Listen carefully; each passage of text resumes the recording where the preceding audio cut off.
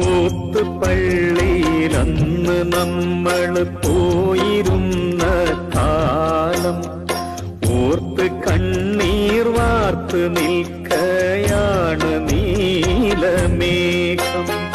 കോന്തലക്കൽ നീയെനിക്കാൻ കെട്ടിയ നെല്ലിക്ക കണ്ട് ചൂരല് വീശിയില്ലേ നമ്മുടെ മുല്ലാക്ക.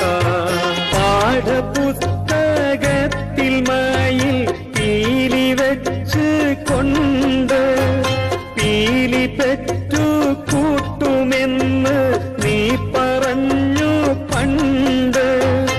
ഉപ്പു കൂട്ടി പച്ചമാങ്ങ